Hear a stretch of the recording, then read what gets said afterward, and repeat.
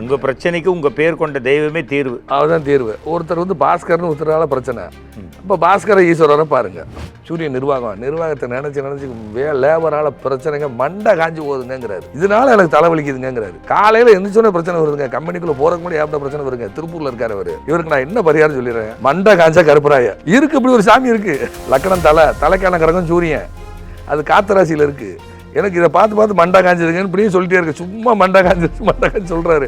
சரி, மண்டா காஞ்சா கருப்பேன்னு பாருங்க சார். ஒரு 50 ரூபாய்க்கு ஒரு பரிகாரம் சொன்னீங்க. சொத்தெல்லாம் விற்று கடன் அடைச்சி நிம்மதியாக இருக்கேன் சார். அதனால் உங்ககிட்ட ஜோசியம் படிக்க வந்திருக்கேன் சார்ங்கிறாரு. இந்த மாதிரி பணம் மூட்டையாக கொட்டுற மாதிரி நடக்கிறதுக்கு ஒரு காமனான பரிகாரம் இருக்கா சார்? ஏதாவது மெட்டல் வெட்டி போடுற மாதிரி? எவ்வளோ மெட்டல்னாலும் வெட்டுறதுக்கு நாங்கள் ரெடியாக சார். அவங்க ஜாதகம் பார்க்கணும். எல்லாரும் கோடீஸ்வரர் முடியல. அவங்க ஜாதக கட்டத்தில் அந்த யோகம் இருக்கணும். இல்லாமல் அவங்க அந்த மாதிரிலாம் அந்தஸ்துக்கு போக முடியாது. ஜோதிடர் விஜய் பண்டிட் அவர்களை தொடர்பு கொள்ள வேண்டிய நேரம் தினமும் காலை 10 மணி முதல் 1 மணி வரை மட்டுமே. ஞாயிறு விடுமுறை. வணக்கம். நக்கீரனின் ஓம் சரவணபவா. சின்ன வயசில் ஸ்பைடர் மேன் மாதிரி இருப்போம். கொஞ்சம் படிக்கும்போது காலேஜ் வயசில் ஒரு சூப்பர் மேன் மாதிரி இருப்போம். லவ் பண்ண ஆரம்பிக்கும் போது ஜென்டில் மேனாக மாறிடுவோம். ஆஃப்டர் மேரேஜ் டாபர் மேன் மாதிரி எல்லார் மேலேயும் எரிஞ்சு விழுந்து கத்திக்கிட்டே இருப்போம். அதுக்கப்புறம் லைஃப் லாங் வாட்ச்மேன் ஆகிடுவோம். அப்படி இல்லாமல் எப்பவுமே ஒரு ஜென்டில் மேனாக, சூப்பர் மேனாக, சூப்பர் உமனாக, ஜென்டில் உமனாக இருக்கணும்னா என்ன பண்ணணும்? லைஃப்பில் நடக்கிறதெல்லாம் நல்லதாக நடக்கணும். நல்லதாக நடக்குமா? நடக்கும். நாம் நினச்சா நடக்குமா? எஸ். முன்னாடியே நடக்க போகிறத கணிச்சா டெஃபினட்டாக நடக்கும். அதுக்கு என்ன பண்ணணும்? நம்ம ஜாதகத்தில் இருக்கிற சில விஷயங்களை பார்த்து அதற்கு கரெக்டான பரிகாரம் பண்ணணும். ஆஸ்ட்ரோ பண்டிட் விஜய் இங்கே இருக்கார். வணக்கம் சார். வணக்கம். வாழ்க வளமுடன், வாழ்க வளமுடன், வாழ்க வையகம்.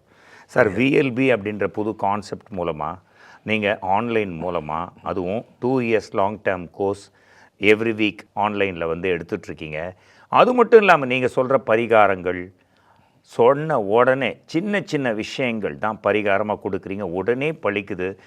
எந்த அளவுக்கு சார் ரெஸ்பான்ஸ் இருக்குது? எந்த மாதிரியான கஸ்டமர்ஸ்ன்னு சொல்கிறத விட ஃப்ரெண்ட்ஸு தான் அவங்களுக்கு இருக்கிற சர்க்கிள்? எந்த மாதிரி மக்கள்லாம் உங்களை நாடி வராங்க சார்? எல்லா தரப்பட்ட மக்களும் வருவாங்க ஐயா. அடித்தளத்தில் இருந்து சாதாரண ஒரு கட்டிட தொழிலாளியாக கூட இருப்பாங்க. வாட்ச்மேனாக என்ன மாதிரி ஒரு காலத்தில் நான் வாட்ச்மேனாக அந்த மாதிரி வாட்ச்மேனாக இருந்தவங்களாம் வந்து வருவாங்க. ஐஏஎஸ் வரைக்கும் வருவாங்க.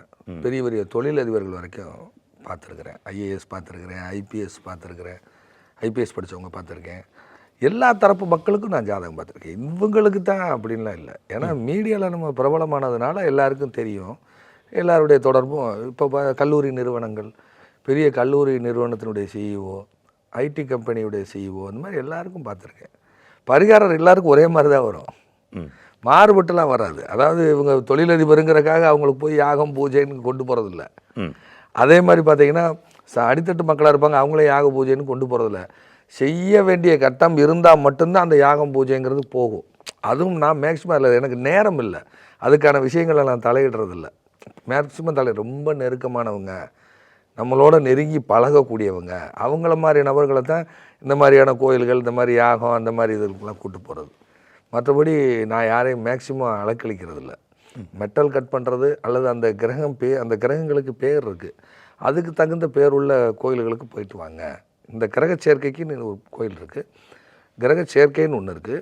அது எந்த நட்சத்திரத்தில் இருக்குன்னு இருக்குது, அது எந்த ராசி மண்டலத்தில் இருக்குன்னு இருக்குது, அதை எந்த கிரகம் பார்க்குதுன்னு இருக்குது. இந்த காம்பினேஷனுடைய கோயில் எடுத்து சொல்கிறது தான் என்னுடைய பரிகார முறை. ஒரு ஜாதகத்தில் ரவிக்குமார் அப்படிங்கிறவரால் பிரச்சனை. அப்போ ரவி ஈஸ்வரரை போய் பாருங்கள், வியாழன் என்று பாருங்கள்.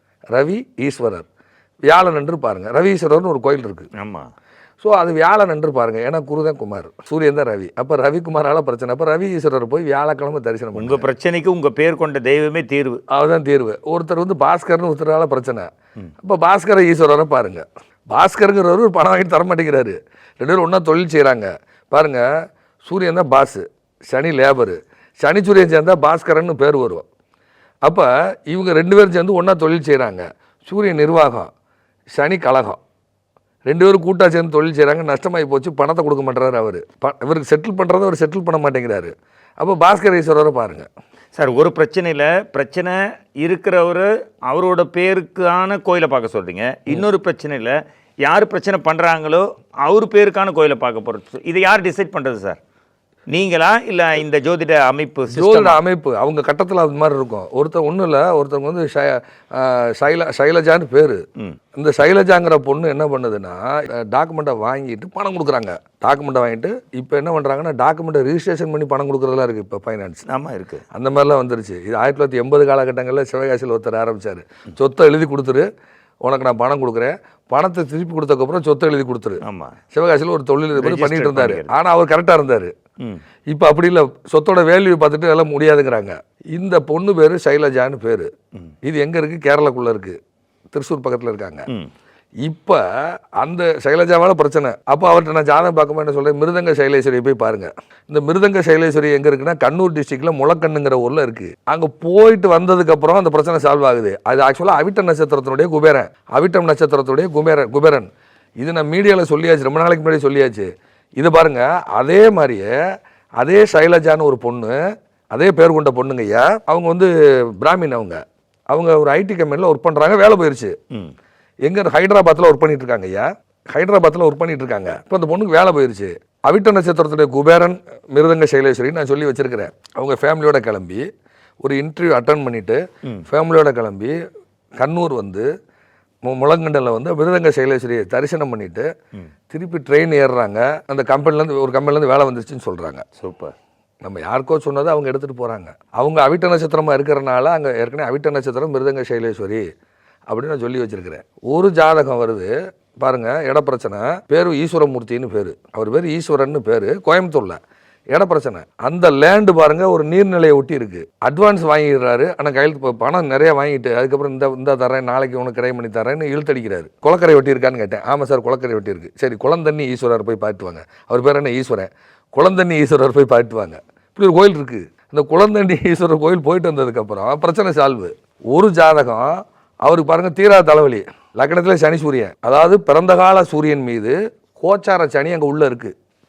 கோச்சார சனி ஐயா அவர் வந்து பார்த்தீங்கன்னா கும்ப லக்னம். சனி ரொம்ப காலமாக கும்பத்தில் இருந்தார். அவருடைய பெர்த்து சாட்டில் கும்பத்தில் சூரியன், இப்பயும் கும்பத்தில் சூரியன். சனி அங்கே உள்ள இருக்கு. தீராத தலைவலி. ஈஸ்வர பட்டம் கொண்டது சிவனும் சனி மட்டும்தான். 2 பேர் தான் ஈஸ்வரன். 2 பேருக்கு தான் ஈஸ்வர பட்டம் உண்டு. சரியா? இன்னொன்று யமனேஸ்வரன் அவருக்கு உண்டு. 3 பேருக்கு யமன், அவருக்கு ஈஸ்வர பட்டம் உண்டு. இப்போ யம தர்மராஜன் ஒரு பேர் உண்டு அவருக்கு. இப்போ பாருங்க, அவருக்கு தலையில் தீரா தலைவலி. பிறந்த கால சூரியன் மேலே கோச்சார சனி உள்ளே வந்துடுச்சு. 2.5 வருஷமாக தலைவலி. தலையை நம்ம என்ன சொல்லுவோம்? மண்டேன்னு சொல்லுவோம். எளிய தமிழில் சொல்கிறதா இருந்தால். பாமர தமிழில் சொன்ன மண்டா காஞ்சிரே சொல்லுவோமா இல்லையா? சனி அங்கே உள்ளே வந்துடுறாரு. உங்களுக்கு என்ன சார், தலையில் ஏதாவது பிரச்சனை இருக்கா? தலை சார்ந்த பிரச்சனை இருக்கா? நீங்கள் வேலை பார்க்குற நிர்வாகத்தில் பிரச்சனை இருக்கா? சார், எனக்கு தலை தாங்க பிரச்சனை. நிர்வாகத்தை நினச்சி சனி தொழில், சூரியன் நிர்வாகத்தை நினச்சி லேபரால் பிரச்சனைங்க, மண்டை காஞ்சி போகுதுங்கிறாரு. இதனால எனக்கு தலைவலிக்குதுங்கிறாரு. காலையில் எந்திரிச்சோன்னே பிரச்சனை வருதுங்க. கம்பெனிக்குள்ளே போகிறக்கு முன்னாடி ஏற்பட்ட பிரச்சனை வருங்க. திருப்பூரில் இருக்கார் அவர். இவருக்கு நான் என்ன பரிகாரம் சொல்லிடுறேன், மண்டை காஞ்சா கருப்பராய பேர் இருக்கு.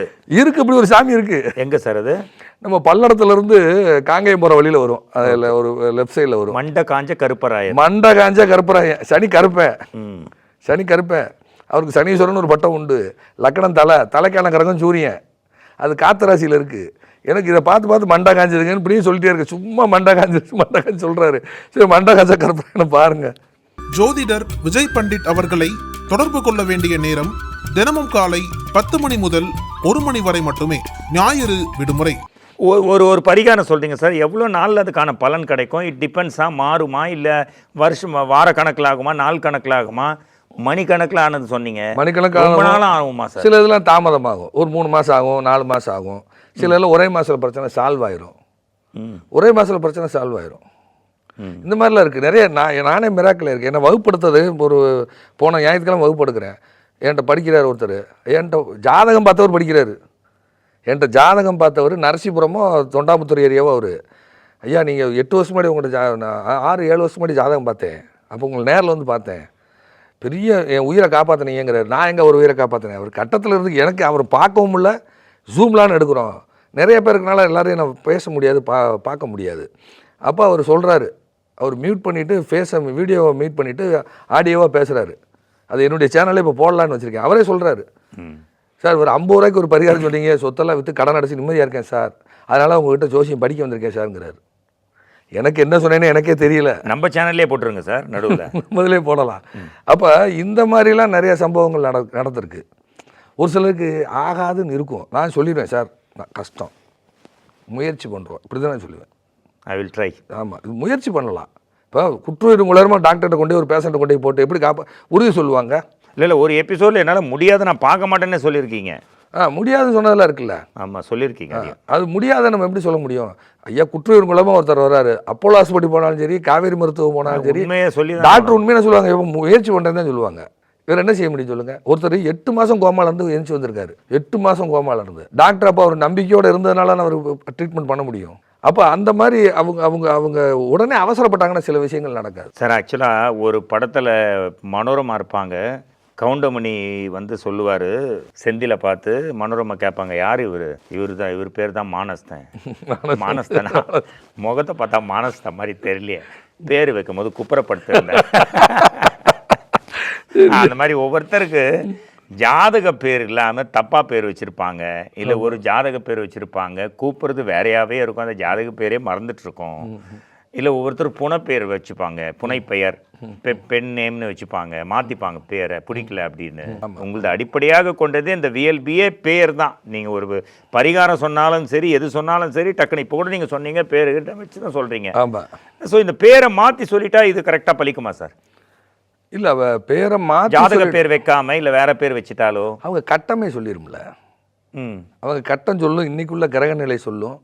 இப்போ ஒரு ஜாதகத்துக்கு பேரை கேட்டோடனே சொல்ல ஆரம்பிச்சிருங்களா? கட்டம் பார்த்து தான் சொல்லுவீங்க. கட்டம் பார்க்குறோம், செல்ஃபோன் நம்பர் வச்சு சொல்கிறோம், எல்லாத்தையும் சொல்லலாம். இப்போ உதாரணமாக பார்த்தீங்கன்னா ஒரு ஜாதகத்தில் 9ஆம் இடம் தான் பெயர் புகழ், 3ஆம் இடமும் 9ஆம் இடமும் பெயர் புகழ்.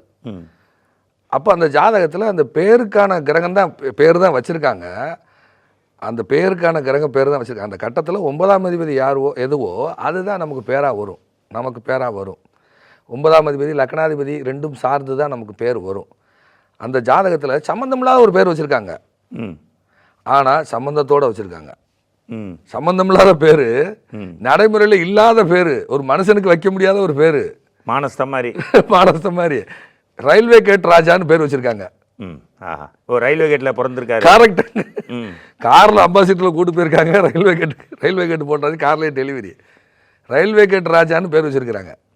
அந்த ஜாதத்தை எடுத்து பார்த்தா ரயில்வே கேட்டுக்கான காம்பினேஷன் வந்து சனி செவ்வா லக்னத்தோட சேர்ந்துருச்சு. சும்மாவே சொல்லிடுவீங்க, இவ்வளோ ஈஸியான பேர்னா. செவ்வா வந்து ராஜகிரகம், சூரியன் செவ்வா குருலாம் ராஜகிரகம். அது பாருங்கள், சனி செவ்வா சேர்ந்துருக்கு, ரயில்வே கேட் ராஜான்னு பேர். இவங்க யதார்த்தமாக வச்சுருக்காங்க, ஆனால் அந்த கிரகம் அவர்களை பேர் சொல்ல வைக்க தூண்டுகிறது. நம்ம பேர் வைக்கல, கிரகம் தான் பேர் வைக்குன்னு சொல்ல வரேன். ஓகே சார், எல்லாருமே ஒரு கனவு கண்டிருப்போம் சார். நீங்கள், நான், சரிங்க, கேமரா பர்சன், ப்ரொடியூசர், எல்லா ஆடியோ இன்ஜினியர், உலகத்தில் இருக்கிற எல்லாருக்குமே இந்த கனவு காமன் தான். கனவுல அப்படியே பணம் மூட்டை மூட்டையாக கொட்டுற மாதிரி ஒரு கனவு வந்திருக்கும். ஏதாவது ஒரு இரவில் ஏதாவது ஒரு கனவுல வந்திருக்கிறோம். இந்த மாதிரி பணம் மூட்டை மூட்டையாக கொட்டுற மாதிரி நடக்கிறதுக்கு ஒரு காமனான பரிகாரம் இருக்கா சார்? ஏதாவது மெட்டல் வெட்டி போடுற மாதிரி? எவ்வளோ மெட்டல்னாலும் வெட்டுறதுக்கு நாங்கள் ரெடியாக இருக்கோம் சார். அவங்க ஜாதகம் பார்க்கணும். நீங்க ஒவ்வொருத்தருக்கு கொட்டுதா சார்? 100 பேர்ல ஒருத்தருக்கு கொட்டுது, நமக்கு கொட்டவே மாட்டேன் சார். நல்லா கொட்டுது, தலையில தான் கொட்டுது. அவங்க கட்டம் தாங்க. ஒரு ஜோக்கில் கட்டம் தான் எல்லாத்தையும் தீர்மானிக்குதுங்கிறாங்க இல்லையா? என்ன பேர் வைக்கணும் சார் பெரிய கோடீஸ்வரன் ஆகிறதுக்கு? அது அவங்க கட்டத்தில் முதல்ல அவங்களுக்கு அந்த யோகம் இருக்கணுங்க. எல்லாரும் கோடீஸ்வரர் ஆக முடியல. அவங்க ஜாதக கட்டத்தில் அந்த யோகம் இருக்கணும். இல்லாமல் அவங்க அந்த மாதிரிலாம் அந்தஸ்துக்கு போக முடியாது.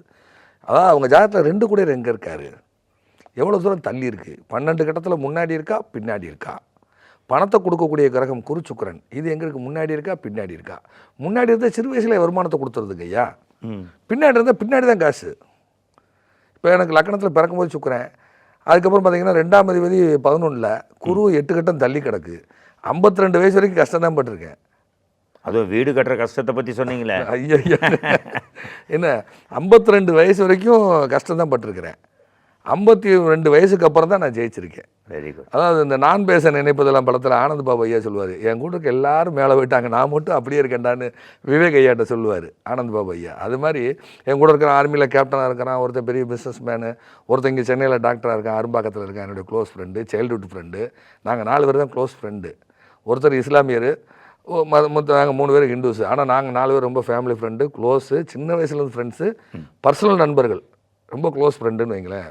இதை மீறி தான் அடுத்த கட்டமைப்புலாம். இந்த 4 பேருக்குள்ளே எல்லாமே தெரியும். இப்போ அவன் வீட்டில் ஒரு மேரேஜ்னால் முதல்ல எனக்கு தான் சொல்லுவான். இப்போ அவன் பொண்ணுக்கு மாப்பிள்ளை பார்க்க வர்றாங்கன்னு என்னை தான் கூப்பிடுறான். Thickest friend. ஆமாம், திக் ஃப்ரெண்ட். டே பாப்பாவுக்கு மாப்பிள்ளை பார்க்க வராங்கடான்னு ஃபோன் பண்ணுறான். அவ்வளோ வேலையை விட்டுட்டு நான் போகிறேன். அவன் இஸ்லாமியர் தான், நான் போகிறேன். எங்கள் ஃபேமிலியோடு போகிறோம். அவங்க டெலிவரி ஆச்சு, அதுக்கு நாங்கள் போகிறோம். எல்லா விஷயத்துக்கும் பகிர்ந்துக்குவான். அதே மாதிரி என் வீட்டில் எந்த சம்பவம் நடந்தாலும் பகிர்ந்து கொள்வேன். 4 பேருமே. ஒருத்தன் கல்கட்டாவில் இருக்கான், வெஸ்ட் பெங்காலில் இருக்கான். அவன் ஆர்மி கேப்டன். அவன் அங்கேருந்து குடும்பத்தோடு வர்றான். 3 பசங்கள் டாக்டர், குடும்பத்தோட என் வீட்டு திரும்ப விசேஷத்துக்கு வர்றான். அப்போ இந்த கிரக அமைப்பு இல்லாமல் இது எதுக்கும் நம்ம லிங்க் பண்ணி சொல்லவே முடியாது. இந்த அப்போ என்னுடைய நெருங்கி பழகக்கூடியவங்க அவங்க சின்ன வயசுலேயே அந்த அந்தஸ்துக்கு போயிட்டாங்க. அவன் ஆர்மி அது இதுன்னு போயிட்டான். ஒருத்தன் பெரிய பிஸ்னஸ் மேனு, அவங்க ஒருத்தன் டாக்டர் போயிட்டான். நான் சாதாரணமாக தான் இருந்தேன். அவங்க ஜாதகங்களை வாங்கி பார்க்கும்பொழுது அவங்க ஜாதகம் வாங்கி போது முன்னாடியே யோகங்கள் முன்னாடியே வந்துருச்சு. அவங்க ஜாதகத்தில் எனக்கு யோகத்தை கொடுக்கக்கூடிய இடம் பின்னாடி இருக்குது. அப்போ முன் வாழ்க்கையில் இல்லை, பின் வாழ்க்கையில் யோகம்னு சொல்ல வரேன்.